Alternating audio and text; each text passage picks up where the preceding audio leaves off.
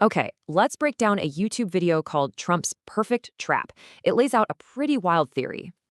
Right off the bat, the title claims this is a huge political thriller that's causing total Democrat panic. So, the whole idea is that Trump has this master plan, a perfect trap to expose deep corruption. And at the heart of this whole thing, former Venezuelan President Nicolás Maduro and the 2020 election. The source points to this quote from Trump as a crucial piece of the puzzle. They learned many things. Then, the video drops what it calls the bombshell of all bombshells, an unconfirmed but explosive report.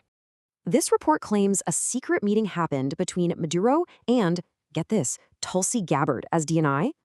The deal was supposedly simple. Maduro spills the beans on election tampering in exchange for total immunity. The narrator says this whole thing is cinematic, making House of Cards look like child's play.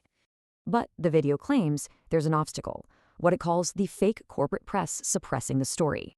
To prove its point, it contrasts two narratives on Iran, what CNN reported versus its own counter-narrative. And it backs this up with a quote from Caroline Levitt, calling the media's story 100% fake news.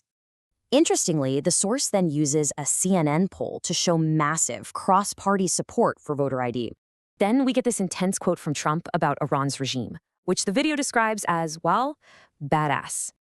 This all leads to a wider theory, something called the Nick Shirley effect, about exposing major fraud.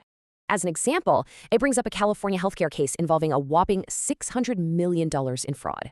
The case focuses on one doctor whose ID was apparently used for thousands of bogus claims. And he's adamant he's the victim, saying the fraud was done on their behalf, not his. So, how does this all connect? The video ties these different stories into one big picture. It's framed as a battle, a corrupt establishment versus heroes like Trump and independent media. And this whole narrative builds to one final, very provocative question about what's at stake. The video leaves you with this. If Maduro really testifies, what are the chances he meets the same fate as Epstein?